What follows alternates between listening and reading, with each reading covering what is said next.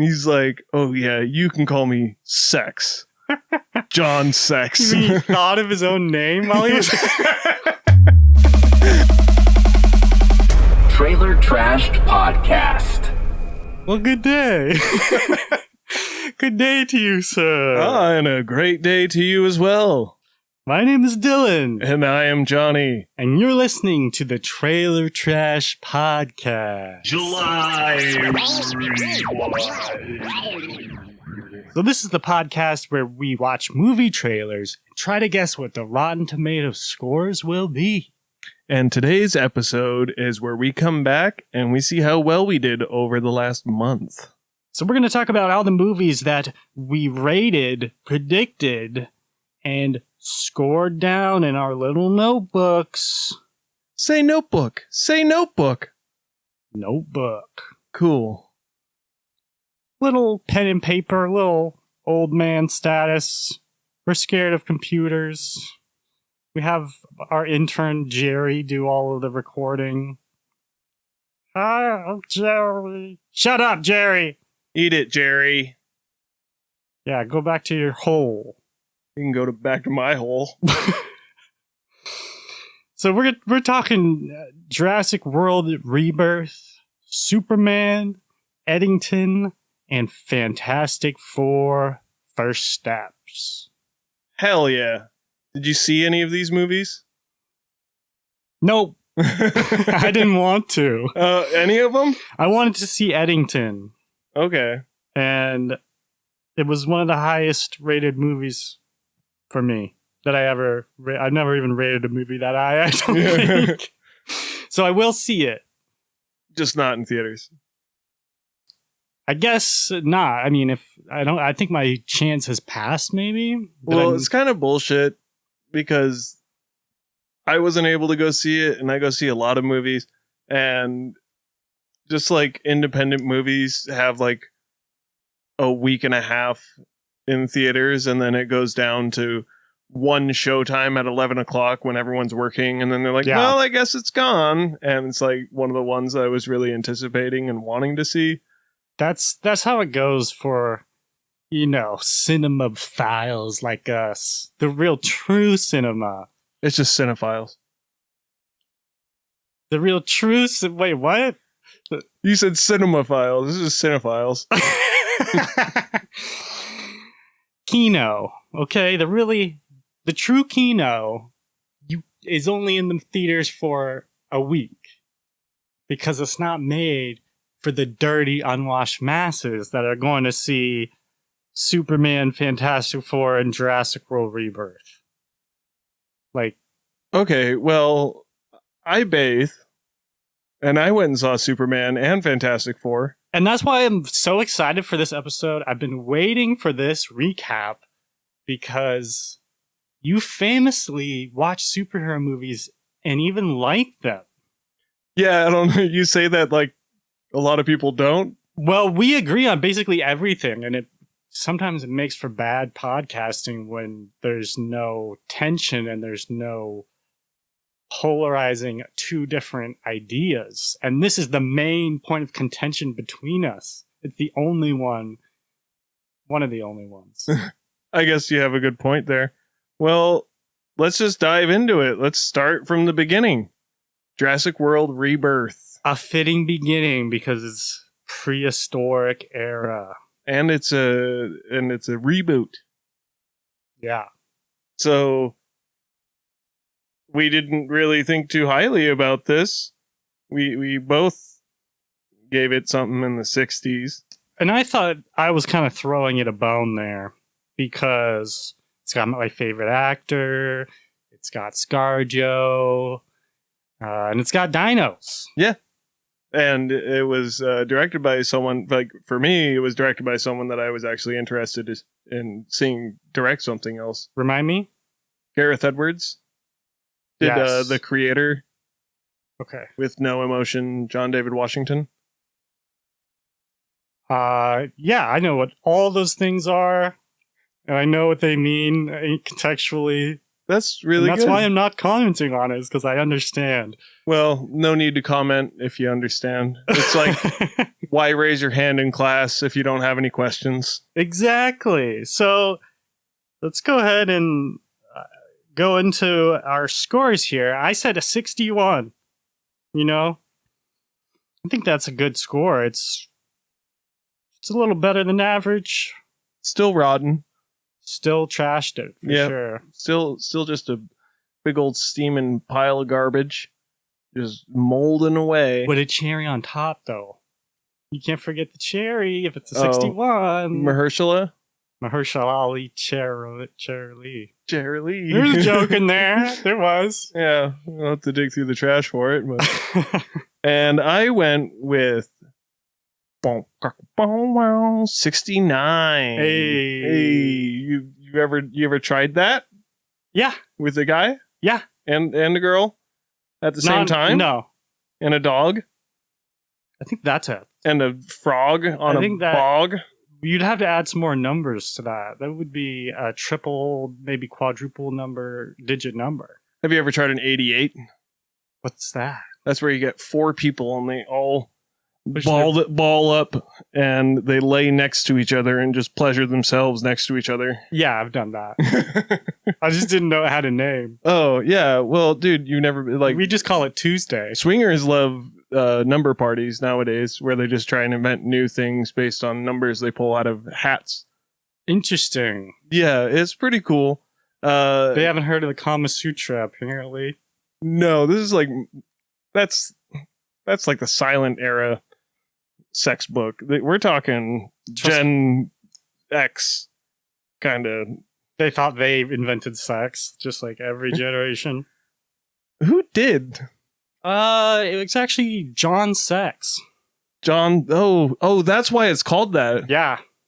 He's like. I thought that was there's some etymology to it. Did he think of it while he was doing it? He's like, oh yeah, you can call me Sex. John Sex. He thought of his own name while he was. He's like, oh yeah, this is what I call sex. 7. You can call me that. He named himself after the act. Oh, okay. That's how the name Sex was first, It's got to be a Latin thing, right? Because like, what isn't? Yeah, everything's Latin if you look far enough. All right. Speaking of sex, Jurassic World Rebirth. That's a good segue. 61, 69. And what did the score get? The critics gave it a 51. Oh man, that's poo.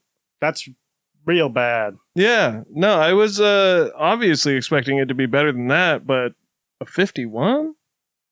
Yeah, I need to see what the audience thought, because this was probably a huge moneymaker. Yeah, see, so the audience gave it a 71. Oh, no surprise there. I kind of feel like all the Jurassic Worlds are probably rated higher by the fans than it is by except for the first one, obviously. So let's see. The first Jurassic Park, 91. Jurassic World, Chris Pratt, 2015, 72. Jurassic Park The Lost World, 56. Jurassic World Rebirth, 51. What are you reading? The audience or the... Just the regular. These are like all the ones. I was just trying to see where this was rated. Oh, like in context of the series? Yeah, so it's right in the middle. It's at number 4 out of 7 movies. So it's like, I hated the last 2 Jurassic World, so I'll probably like it better than that, but I mean, you're just never going to do better than the original. Yeah, there's never been any of the sequels, anything with the IP's never been good, except for the first one. Yeah, exactly.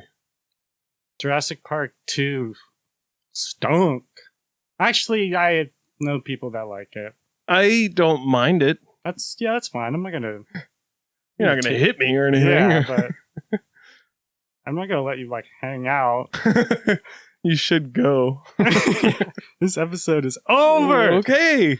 So Yeah. We were pretty close there. I'm going to go ahead and mark a point down for Dylan. Yep.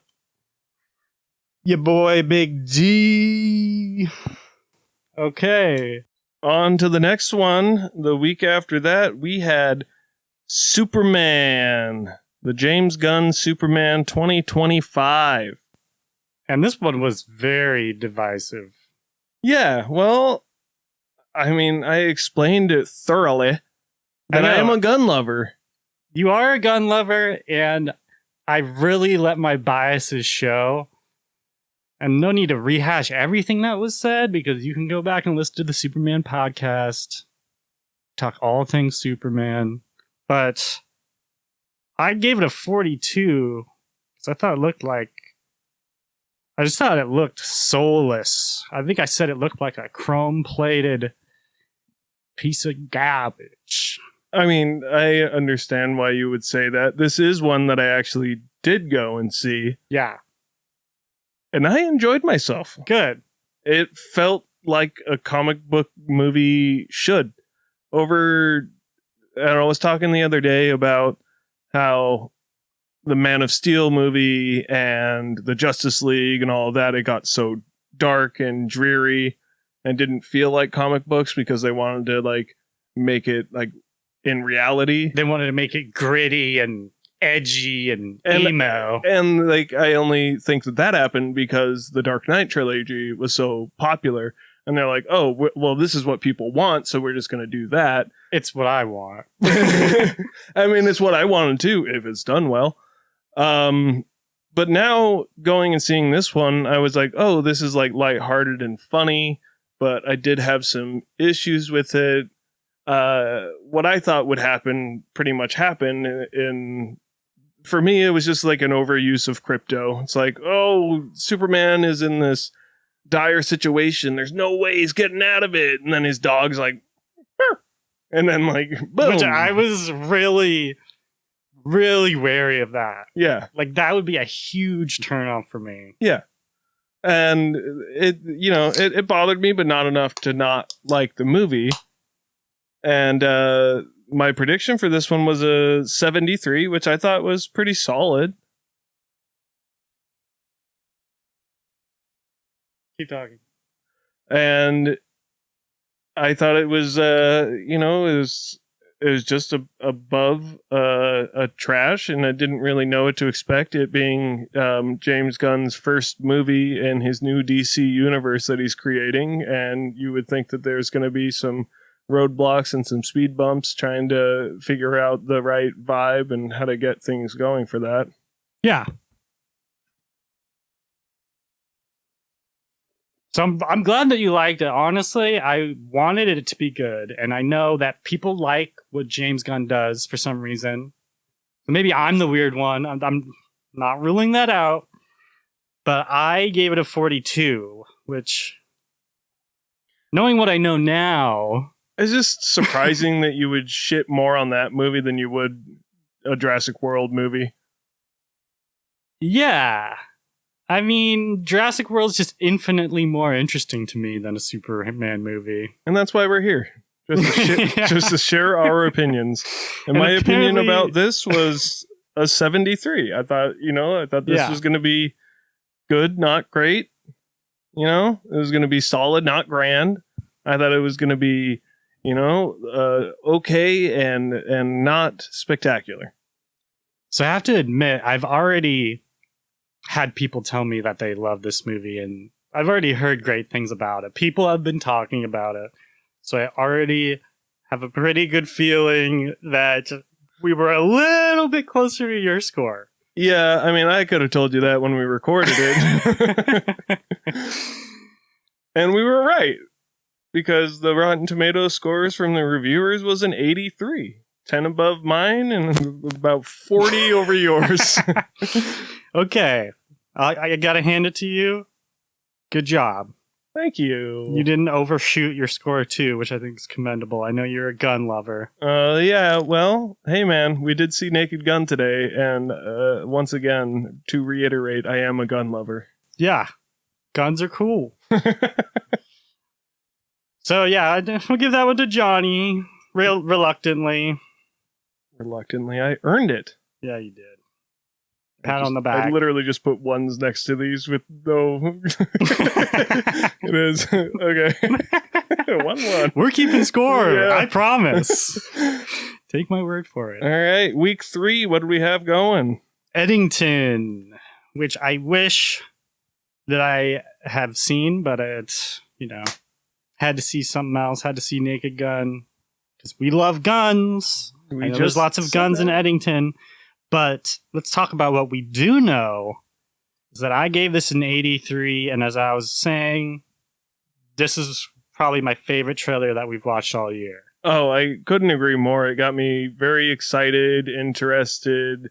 The subject matter I thought was really interesting. And I even went higher than your 83. I went with an 89 just because, of Ari Aster's track record and my enjoyment of his movies. I thought that he was going to hit it out of the park this time. And you wanted to show me up. I didn't want to show you up. I thought I was just going to show you up. Oh, it wasn't damn, like this that thing stings. boiling in my veins to do. It's just kind of what I do. That hurts. That's so badass. Yeah. I'm going to steal that. Okay. Don't worry. I won't say it in front of your friends or anything. You kind of are my only friend. Okay, I guess I will then. And so then we turn to the Rotten Tomatoes score of Pedro Pascal's 9th movie this year. And this seemed to be very divisive amongst critics and fans. Really? Yeah, it went with a 67. Wow. That's 67. That's disappointing. Yeah. But actually, we sort of predicted this. Or maybe it was just me that said, this is a little bit too political and it's going to turn off. Maybe an entire half of the audience will be completely turned off by the message of this film, which I don't know what it even is yet. Yeah, no, it's hard to say when you don't know, but you're probably right. And to drop a movie like this in the middle of summer, in between fun, happy-go-lucky superhero dinosaur movies, and then you have like some politically charged COVID-ridden movie that's probably really dark and makes you think and feel. It isn't for the masses. This is a movie that I feel like maybe would have done better with an early November release. Yeah, I was thinking before Oscar season, just drop it. Yeah. Keep like it fresh right in in their between minds. The beginning of, or like right before the beginning of Oscar season. There's always movies that are good, not great, enjoyable, but they just fit in that recency bias, darker, dark by 4 o'clock. Oh yeah, time. And just saying that kind of made me wonder, do you think that has the time of year? Do you think that has an effect on how people enjoy movies when they go to the theater? Do you think going to a dark, depressing movie when it's dark and depressing out kind of just feels, it kind of goes with how you're feeling? And, oh yeah, definitely. you go see a bright superhero movie in the middle of summer and you're just all amped up because it's nice out and you're happy and you're doing all this stuff. And then you're like, yeah, this is exactly how I'm feeling right now. Totally. That's why, and there's honestly a little bit of a curve at the end of the year too. Right around New Year's, you want uplifting movies. Yeah.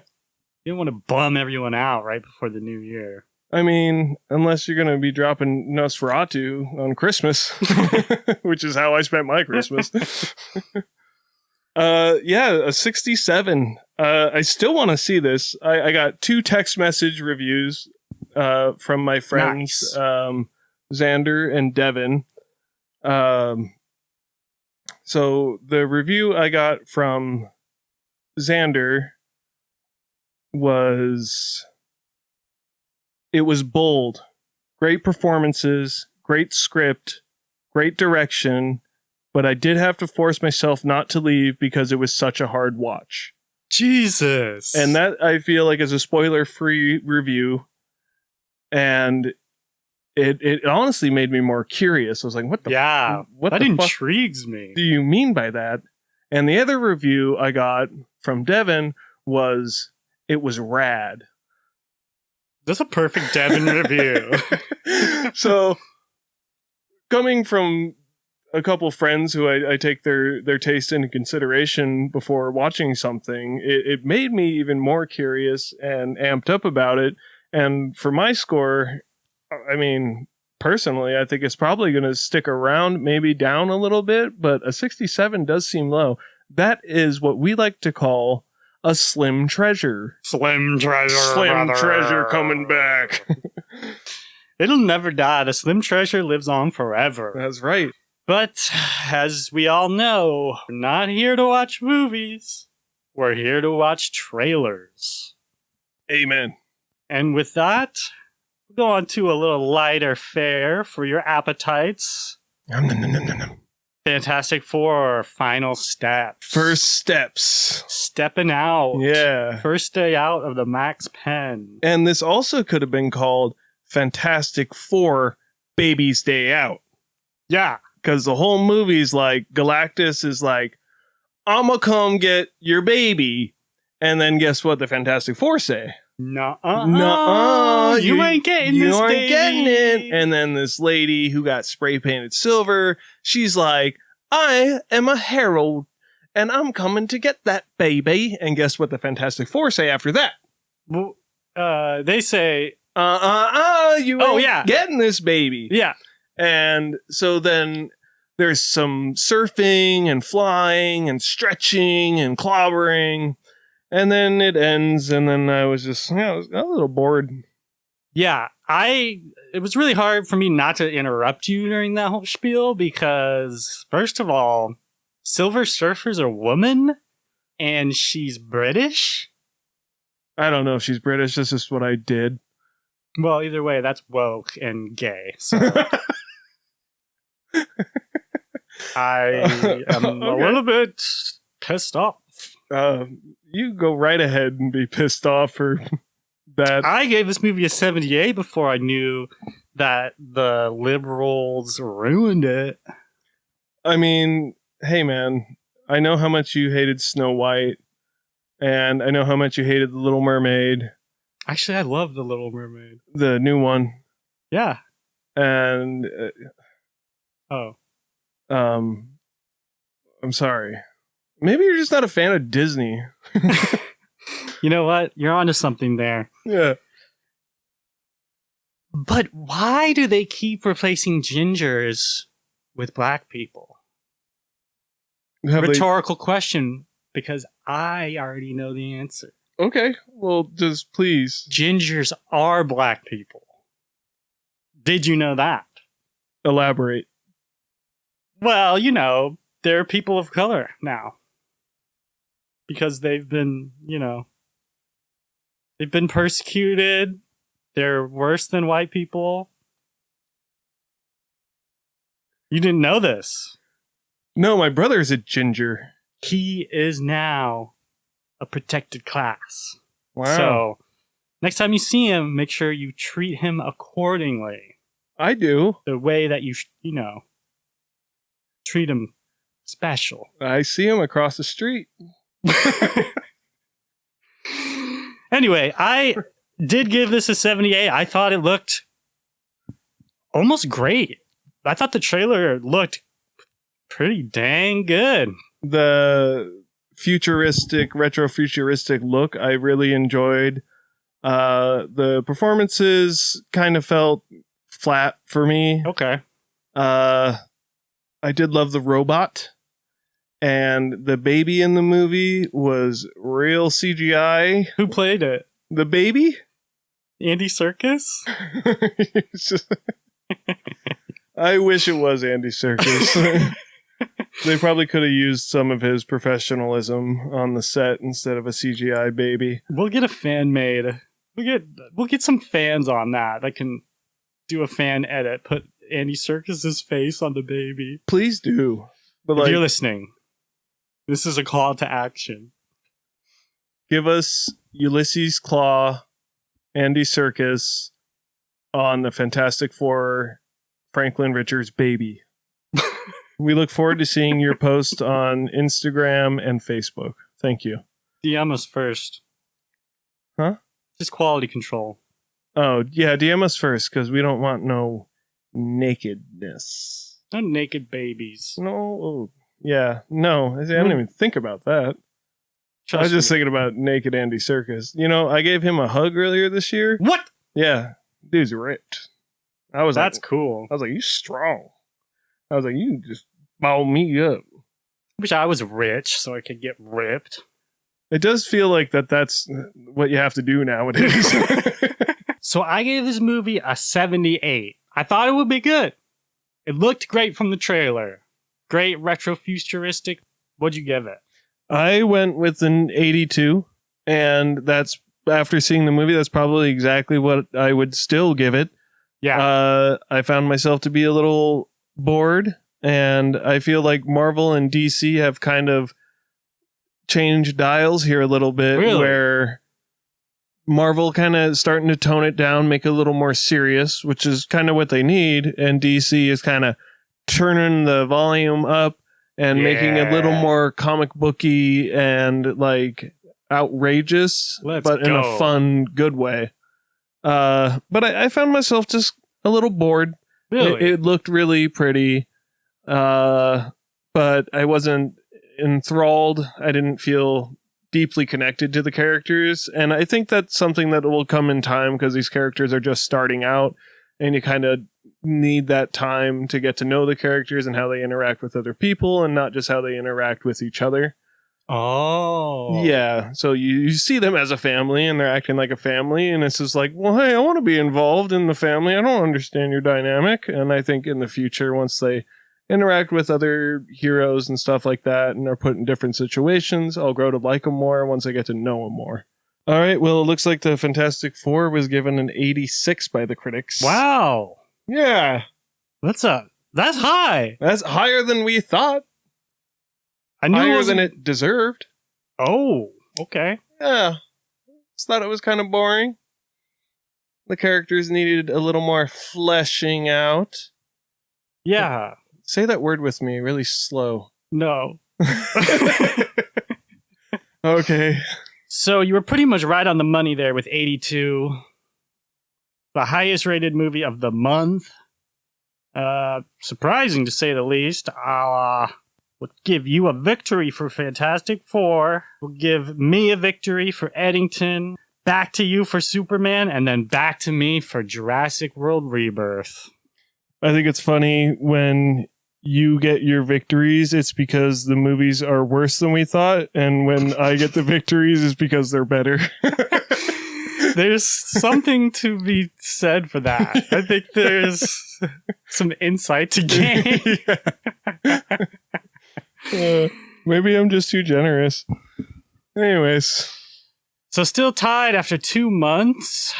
We're really going to need some more divisive movies. We're going to need something crazy to shake things up. And we got some good trailers coming out. I got some in my back pocket that I'm looking forward to doing with you. That's right. We have exciting things coming up. If you're sticking around, we talk about the trailer for Nobody 2 that is already released on all platforms and is coming up next. And if you're not, then just get the fuck out right now because we don't want you. Yeah, Jerry. Fucking Jerry. Always ruining my fucking podcast, pressing pause when I'm recording. Anyway, enough about Jerry. Thanks for tuning in to the Trailer Trash Podcast. I'm Dylan. And I'm Johnny. And you can check us out on Spotify, Apple Podcasts, Castbox, Good Pods, iHeartRadio, Pocket Cast, and Podbean. Thanks again for listening, and you can follow us on Instagram and Facebook at the Trailer Trash Podcast. You just got trash, and that's a wrap.